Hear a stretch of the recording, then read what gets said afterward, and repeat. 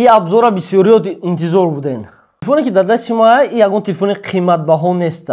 در 6990 روبل همیشه دیزاین همیشه کشت. این تلفن یکی از تلفن‌های بودجه در سال 2024 استفاده می‌شود که ردمی اس نام دارد. سلام علیکم دوستان، روزی همگیتون بخیر باشد. شما قدردان در کانال اومجان تکنو بلاگ و امروز باشد قد شما درباره تلفن نوی ردمی تلفن بودجه اس گپ میزنیم. و باردار عزیز پیش ویدیو را سر کردن در اول ویدیو لایک مونین، ویدیو تماشا کردنتون در کانال نشمونین اشتراک که بعد پیشکش زیاد شود و دستگیری شما یعنی پادرش شما قطعی ما موتیواسیون میگیرم و خداخواه برای شما ویدیوی پالزنی از پس بسیار کرده رفتن میگیرم. سلامت باشین، در ویدیو لایک مونده باشین رفتن. چرا که خبر دارین تلفن ردمی اس در سال 2024 با فروش برآمد و تلفن دیزاینش روی کاروبکاش مثال در سال 2024 ردمی همه کاروبکاش همین خیلی کرده قسمتی پایین سفید و قسمتی بالاش سرخ و چرا که میبینین در روی کاروبکاش نشونگی مثال ردمی اس بودنش معلومه و یک چند اینفورماسیون پالزنی برای تلفن خودش. کاروبکا روی دیزاین ساختی کاروبکا ای مدل پیشنهاد یگون چی فرق نمیکند، لیکن اوزیر میبینیم که انبوکسینگ میکنیم میکشیم میبینیم و چی در داخلش دارد، یعنی که ای اد پیلوس که ای ردمی اد یگون چی فرق نمیکنه یا که اگر که شما خیلی تلفن در کارتون باشد تلفن‌های نو با سازونه که کدام مدل خریدار میکنید ردمی، سامسونگ، آیفون، ریالمی کدام مدل نباشد همه تلفن‌ها در مغازه ریال فون البته در فروش است. رقم برای مراجعت 925 371 0199 915 338 7135. این رقمی که از شما گفته گذاشتم این رقم در واتساپ هستن اپراتور جوابتون میتین به ما مراجعه کردنتون ممکنه و البته دستک با همه شهرهای روسیه و تاجیکستان چنین هستند. به ما مراجعه کن اپراتور شما جواب میتن و اگر که واتساپ در سخنی کرده باشی نمره رو جلکه زکاس کردن سر کرده باشی درش ما رفتیم انبوکسینگ تلفن ردمی A3. خب باردار عزیز انا که انبوکسینگ میکنیم коробка میگه چیکار میگه как обычно ردمی A شده میشه هم شده میشه و در جنس اون است отпечатки пальцев و فیس بلاگ داشته است فیس айди хотя هم شده میشه 5000 ماهش باتری که دارد ردمی A3.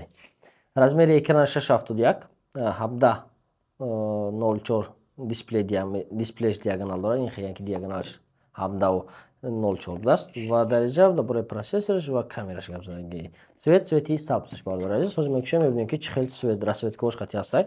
хоб телефон хишо зада тараф мебинем дар комплектиш чӣ дошташ аввал мебинем як мочрат дар комплектасаш блок питания дорад блок питаниаш кани чанд ваттай конечно как обычный буд амхе 10 ватта будаст ягон чиз васояг блок питаниаш да ва заряднакш бошад Type C.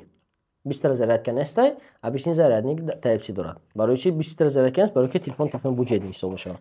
Хоб, и баъд статья чизига симча барои сим-карта гирифтан. Ва ҷаш да бошад документҳои телефон. Дига ягон чизига дополнительный дига мондаги нест. Всё. Ҳамин тамом. коробкаш ҳамин чиз дорад. Ака да барои телефон худаш гап мезанем. Телефон худаш чӣ дорад додаш? Телефон дизайн шуд дестина свети сабз. Чӣ аҷоиби бад. Свети сабзаш, камераш чӣ круглый. Дизайнш просто дизайни бомба шуд даса мисол. Реально ма кайф канда дизайни телефон. Ва свети сабз, грин.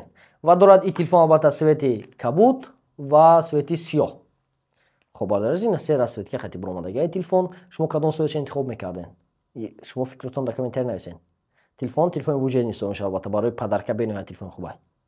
Камераш ҳама нигоҳ кунед чӣ аҷоиб. Ҳар фикртон худтон бо дар комментарий нависен ки кадоми свет шумо маъқул шид ва dabояд дизайнаш 1 то 5 баҳо монед. Яъне ки 5 баҳои зур яъне ки дизайнаш гап нест 1 2 пасти баъд 3 4 нормалӣ мешавад. Фикртон нависен комментарияи шумо барои ахват гирифтани видеои ман мада помогад мекунад.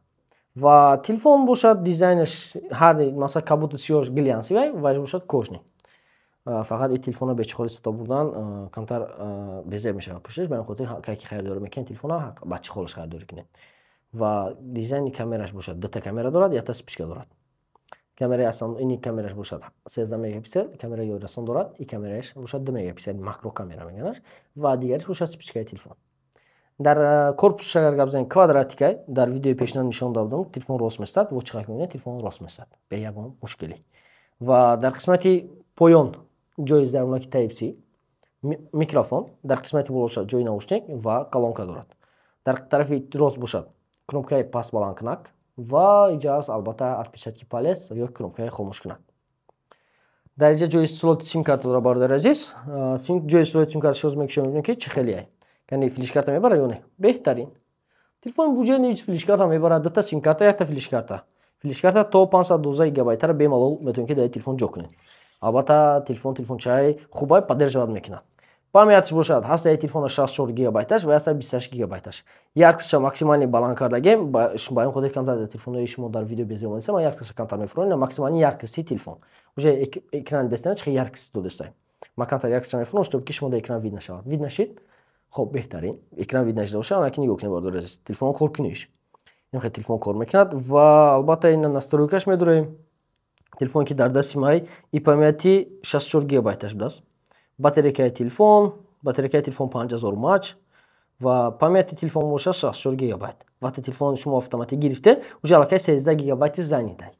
Аслани бигем ки 51 гигабайти дигаш холияй, 13 гигабайти программое ки дар дарунаш ҳамё дорад. Уже аллакай программош 13 гигабайта ташкил мекунад.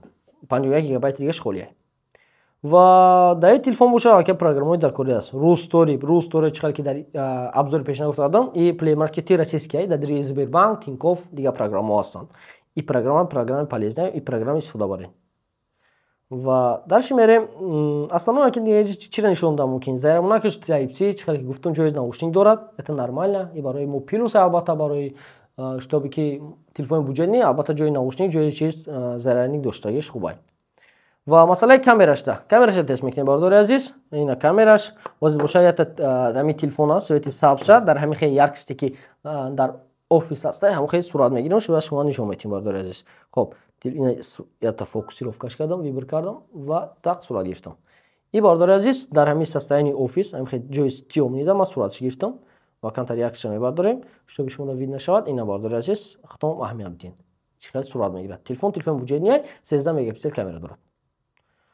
ва возе бошад ки фронтальни камераша мебинем. Фронтальни камераш чӣ мегирад? Ана бошад фронтальни камераш. Хоб ина бардор азиз, фронтальни камераи телефон. Фронтальни камераи телефонда худтон фикротон нависен. Телефон гуфтамтон бардор азиз, буҷетни телефонай. Ва албатта инҷа бо қисмати портрет дорад. Портретш яъне ки задни фона хира мекунад. Беҳтарин задни фона чуд ки хира карда додастай. Ина бардор азиз. Ина и портрет ана бошад сурати абишни. Гузошид. Ниш бошад. Беснем ва бо портрет айзар бигирам, портрет чота беземат. Хоб. Бардор аз нигоҳ кунед. Ана бошад ишода мекунем. Так. Хоб, бардор аз нигоҳ кунед. Ин бошад сурати без портрет буд. Чӣ десен логотипи стол десен, без портрет. Ана бошад портретш. Ина нишон метем без портрет. Десен хираш дега задни фона хира кардагай. Портретш как-то кор мекунад. Ва дар телефони буҷаи албатта ин хеда функсияи полезни ҳаста, это нормальни. Вохтон фикротон дар комментарий нависен. Телефончаи мошна, мада именно дизайнш маъқул шид. Чем Redmi A10 Plus телефони буҷаи Poco S51, ин телефон бениҳоят телефони ба нархидаш ва ба дизайнаш арзанда. Уже алка телефона анбоксинг кардам, дар бораи телефон информатсияш алка шумо фаҳмидем, чӣ хел ки дидем процессори васиягӣ набудааст. Телефони Redmi A10 Plus ягон чи фарқ намекунад. Дар бораи процессориш мисол шумо гуфтам, процессор буҷаи инсон мешавад. Телефон худаш телефони буҷаи процессор Mediatek Helio G36. ва камераш бошад 13 мегапиксел, камераи пеш бошад 5 мегапиксел, как обычный. Ва бардори азиз, як чизи аҷоиби дига дорад ки камераи микрокамера дорад, яъне ки макрокамераш бошад 2 мегапиксел ташкил мекунад. Ва батарейкаи телефон 5000 мАч, ранги ҳамун дига телефоно, лекин плюси телефона меяд ки ҷои зармонакаш Type-C. Ва нисбат ба телефонои буҷаи пешина ки ҷои зармонакаш микро буд, ай ҷои зармонаки телефон бошад Type-C. Это нормально. Изур. Ва отпечатки палец, конечно, дар кнопкай. Ранги дига телефони буҷаи дар пушташ, ёки он ранги дига телефони буҷаи буд дар қафош. Я хел нестай. Отпечатки палец дай. Ва размери телефон худаш калон шидага уже алакай. Дар телефони пешинаш, серия пешинаш мисол буд. Размери экранаш 6.56, ай бошад, экранаш бошад 6.78. Размери экранаш калон. Лекин дар комплектацияш, дар коробкаш ягон чизи васиштаи нест. Аму кабел, аму зарядники 10 ватта. 10 вол. Нархи телефон да агар биёем агане. Ана ки нархи телефон, дар бораи нархи телефон гап мезанам. Нархи телефон дар моҳи феврали соли 2024 дар магазини Realfon дани момента 364 яъне 64 памяташ. Нархи дар магазин мо 6990 рубл, яъне 7000 рубл месад. Ва нархи 4/128 яъне памяти 4 оперативка 4/128 памятиш бошад, дар магазин мо 8500 рубл месад.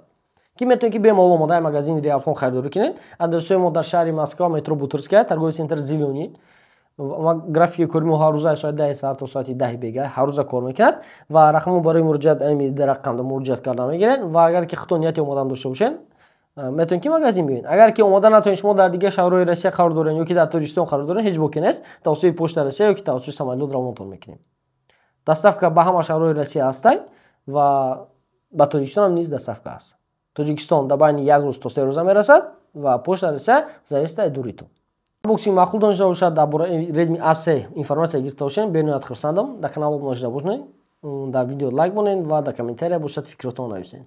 Саломат бошед, то видеои дигар умедворам дар видеои дигари вомехӯрем. Худтон эҳтиёт кунед.